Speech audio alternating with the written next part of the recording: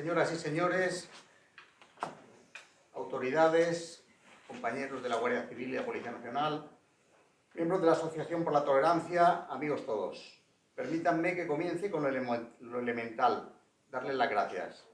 Muchas gracias, en primer lugar, a Antonio Roig, por sus cariñosas palabras y por esos inmerecidos elogios. Y gracias también, por supuesto, a José María Fuster Fabra, cuyas alabanzas considero mucho más fruto de nuestra amistad que de mis humildes merecimientos. Nunca estaré suficientemente agradecido a José María por haber aceptado hace ya casi 30 años hacerse cargo de mi defensa jurídica y de la de otros 5 guardias civiles en la Audiencia Provincial de Vizcaya frente a los abogados de la banda terrorista ETA, cuando casi nadie se atrevía a asumir aquel difícil papel.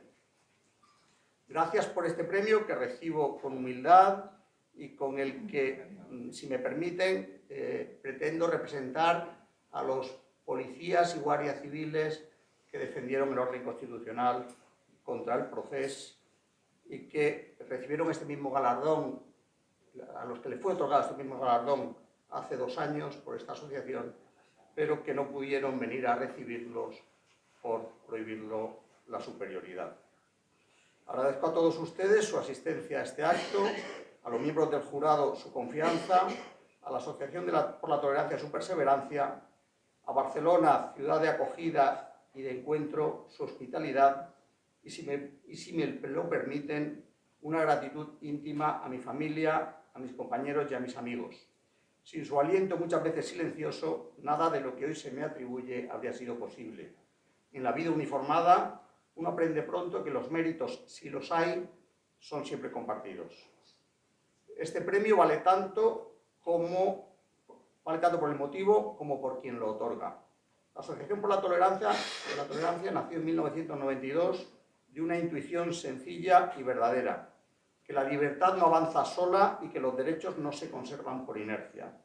Nació de ciudadanos que se negaron a aceptar que la pluralidad de Cataluña, su riqueza lingüística y cultural, su memoria de mestizaje y apertura, pudiera ser reducida a un molde ideológico único. Y nació también de una convicción, que la conversación cívica, el debate público y la luz de los argumentos son los antídotos más eficaces contra la intolerancia. Esa intuición, sostenida durante más de 3 décadas, se tradujo en un trabajo constante en favor del bilingüismo real. Escuelas que respeten la lengua materna de cada uno, instituciones que traten con igual dignidad a catalanes que se expresan en catalán o en español, y aulas libres de adoctrinamiento y llenas de conocimiento.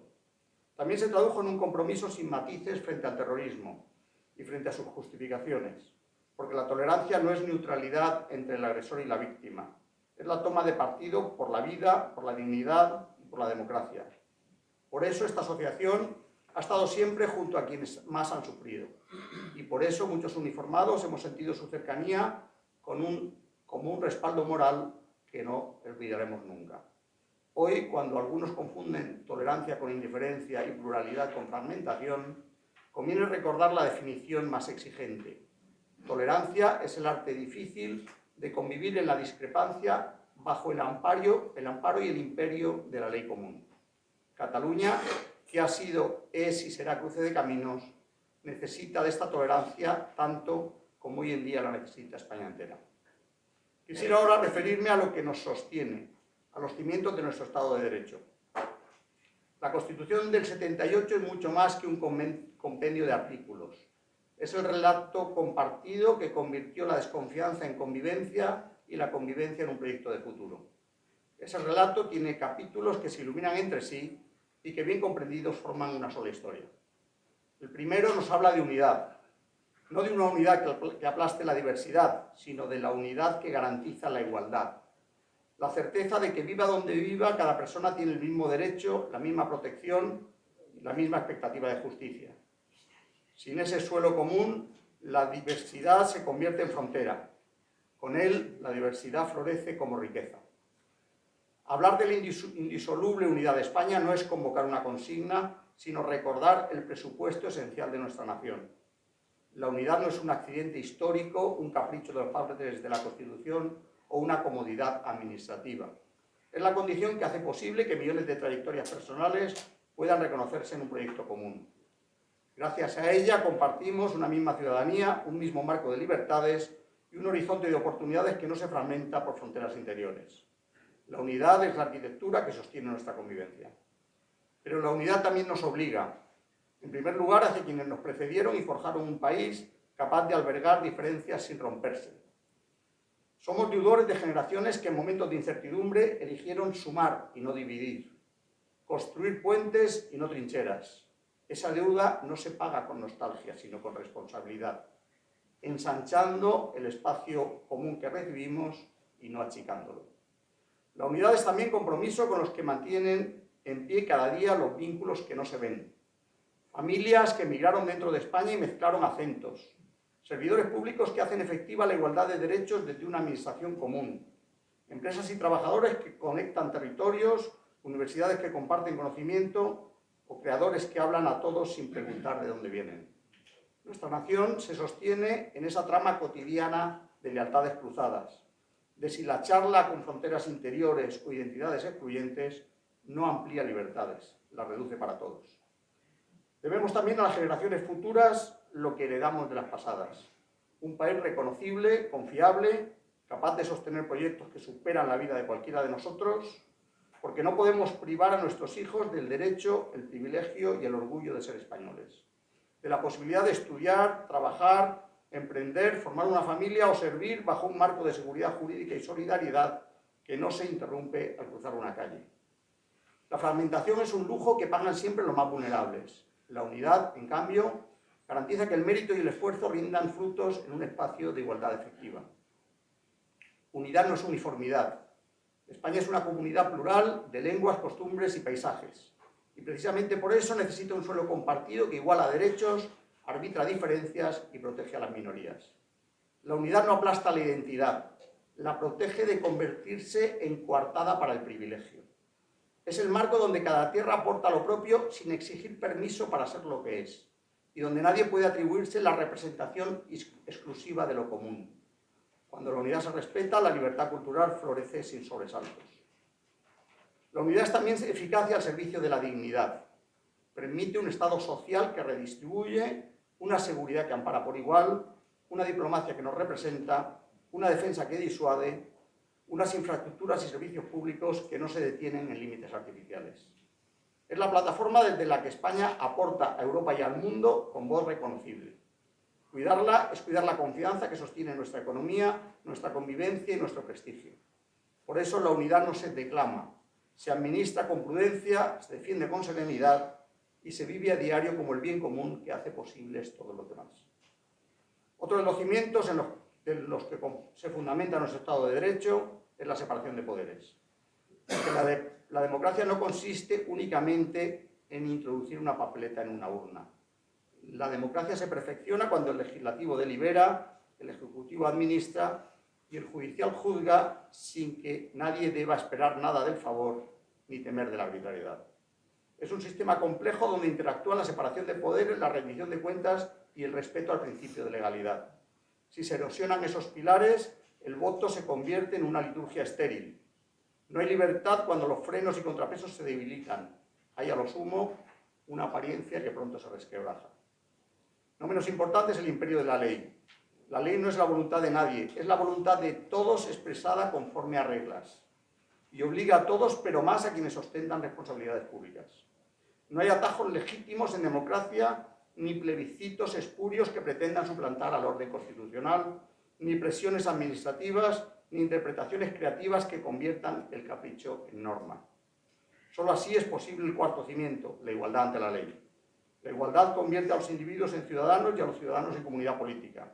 Se expresa en lo grande, el acceso a la justicia por igual, y también en lo pequeño, el derecho de un niño a aprender sin sentirse extranjero en su aula por la lengua que habla en casa. Y para que todo lo anterior no sea promesa hueca, la Constitución nos previene contra la arbitrariedad en los poderes públicos y nos exige la neutralidad de las instituciones. Porque las instituciones no son trofeos, son garantías. Cuando informan sin sesgo, regulan con imparcialidad, educan sin consignas y administran con ecuanimidad, la libertad se vuelve previsible y la convivencia segura. Por eso, unidad, separación de poderes, Ley, igualdad y neutralidad no son compartimentos estancos. Son un sistema. Si tocas uno, todos acusan el golpe. Pero si los atacas a todos, estás erosionando seriamente el sistema. Ese sistema fue puesto a prueba en esta tierra el 1 de octubre de 2017. Aquella jornada no fue una anécdota.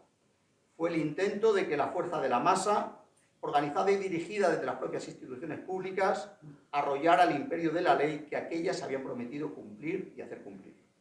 Se pretendió suplantar el marco constitucional por un simulacro plebiscitario que desatendía las resoluciones judiciales y la más elemental prudencia democrática. Y todo ello organizado y promovido por los más altos representantes de esta comunidad autónoma, pero no pagado de sus propios bolsillos, sino a costa de los impuestos de la totalidad de los ciudadanos. Frente a esa prueba, la respuesta de las fuerzas y cuerpos de seguridad del Estado fue la que debía ser en un país serio, serena, profesional y absolutamente proporcionada. Miles de guardias civiles y policías nacionales cumplieron escrupulosamente con su deber y con los mandatos judiciales que habían recibido, y lo hicieron en un clima de hostilidad que no necesito describir en esta ciudad. Lo hicieron con la serenidad de quien sabe que cuando un servidor público hace lo correcto, está protegiendo incluso a los que le increpan. Protege su derecho a seguir discrepando mañana, pero hacerlo siempre bajo el imperio de la ley. Porque lo ilegal no se hace legítimo por la fuerza de las masas ni por la elocuencia de los eslóganes. Solo la legalidad convierte la voluntad en derecho. Quisiera detenerme aquí para hacer un reconocimiento personal. Un reconocimiento a todos y a cada uno de aquellos agentes. Sé que muchos pagaron un precio que va mucho más allá de las exigencias cotidianas de su ejemplar servicio. Han sufrido persecución, desprecio, campañas de señalamiento y, lo digo con dolor, la peor de las heridas. La traición de quienes, por acabar siendo sus jefes, deberían haberlos defendido siempre, y más cuando lo único que habían hecho era, en circunstancias extremas, algo tan sencillo de decir como difícil de ejecutar, cumplir con su deber. No hay mayor acto de lealtad que obedecer la ley cuando arrecia la presión. No hay mayor acto de injusticia que dejar solo al que obedeció. Una injusticia que se transforma en traición envuelta de cobardía cuando el que los deja solos es nada menos que su propio jefe. Ante la traición y el abandono del que han sido objeto, vaya para aquellos policías nacionales y guardias civiles mi permanente reconocimiento y gratitud por haber conseguido defender el imperio de la ley en estas tierras y, por qué no decirlo, también la libertad.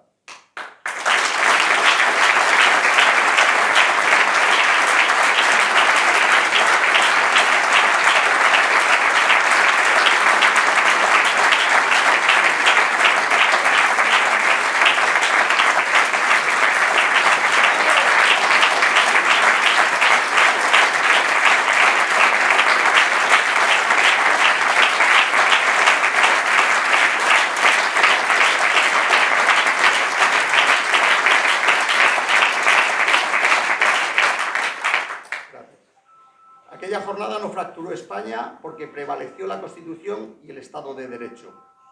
La vigencia de la ley común se impuso a la tentación de imponerse por vías de hecho. Cataluña sigue siendo de todos también por aquel silencioso servicio de miles de buenos servidores públicos. Permítanme ahora una apelación que me sale del alma. Quisiera dedicar este premio a los millones de catalanes que cada día, con descripción y coraje, sostienen la convivencia. Padres y madres que piden para sus hijos una escuela abierta y no un aula de trincheras. Funcionarios que cumplen la ley aunque el ambiente invite a mirar hacia otro lado. Docentes que enseñan a pensar y no a obedecer consignas. Periodistas que informan a pesar del ruido. Empresarios, sanitarios, comerciantes, jóvenes que sueñan su futuro aquí sin pedir permiso para seguir siendo quienes son. A todos ellos quiero decirles algo sencillo. No estáis solos.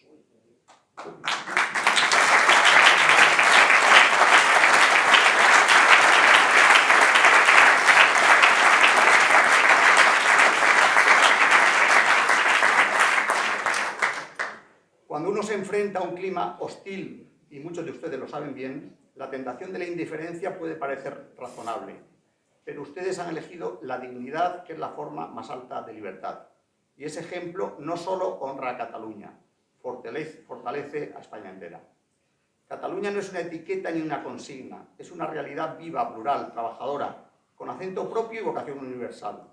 La Cataluña que admiro, la de la industria, la universidad, la cultura, el comercio, la ciencia y la familia, no cabe en el molde estrecho del sectarismo. En Cataluña, esa Cataluña seguirá siendo faro si la dejamos ser lo que siempre ha sido, un lugar de encuentro.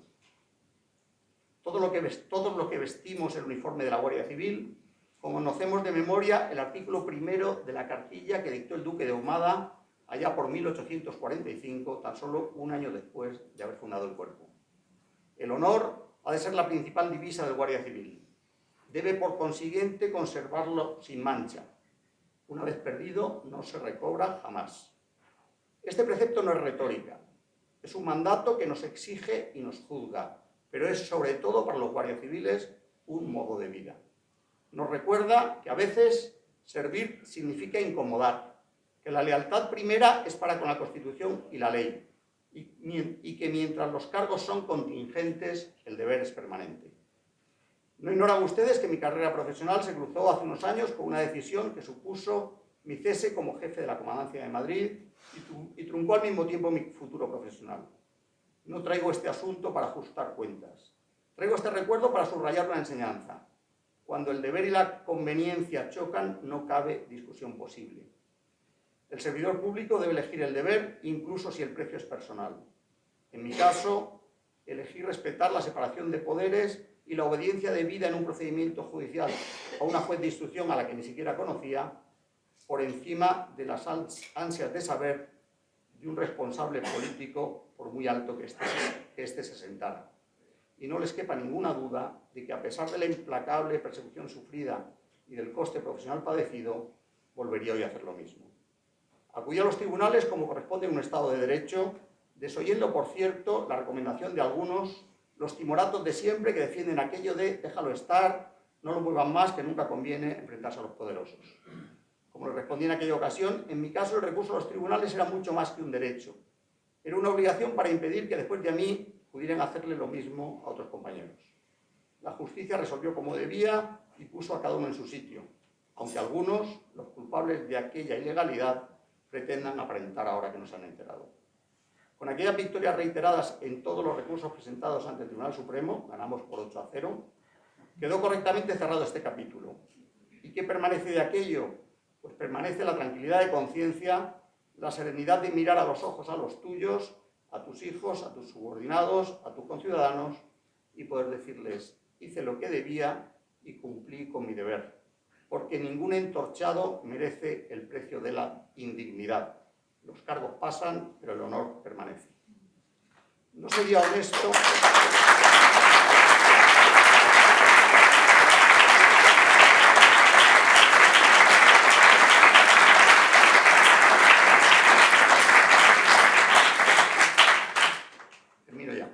No sería honesto ocultar que España vive tiempos complejos.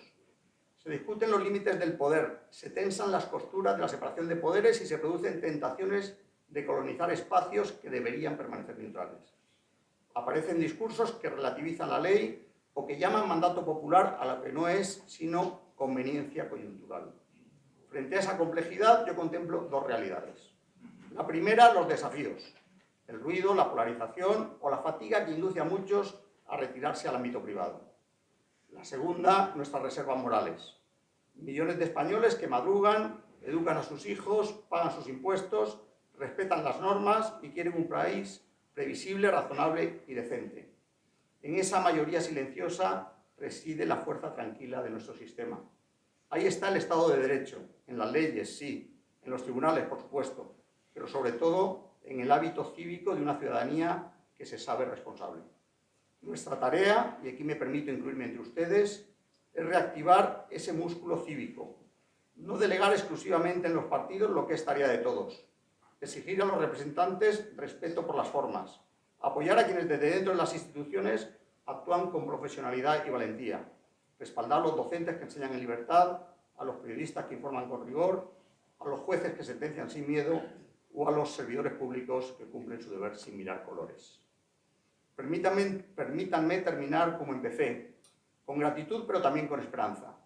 Gratitud a la Asociación por la Tolerancia por haber sido faro cuando la bruma era espesa, por haber defendido el bilingüismo, la dignidad de las víctimas, la libertad de los ciudadanos y la pluralidad de Cataluña. Y esperanza porque el Estado de Derecho en España es fuerte. Ha resistido embates más graves que los actuales y lo ha hecho gracias a una combinación simple: leyes claras, instituciones que con sus errores han sabido corregirse y una ciudadanía que cuando ha sido llamada siempre ha respondido. La libertad no es un don que se acepta y se guarda en un cajón. Es un oficio que se practica cada día. Les invito a sostenerlo juntos. Les invito a defender la unidad que nos iguala, la separación de poderes que nos protege, la ley que nos ampara, la neutralidad que nos garantiza, el bilingüismo que nos enriquece y la convivencia que nos humaniza. Muchas gracias por su atención, por su confianza y por su ejemplo. Gracias, Barcelona, por acoger este acto y gracias a la Cataluña plural y valiente por recordarnos cada día que la libertad y la tolerancia no se proclaman, se ejercen. Muchas gracias.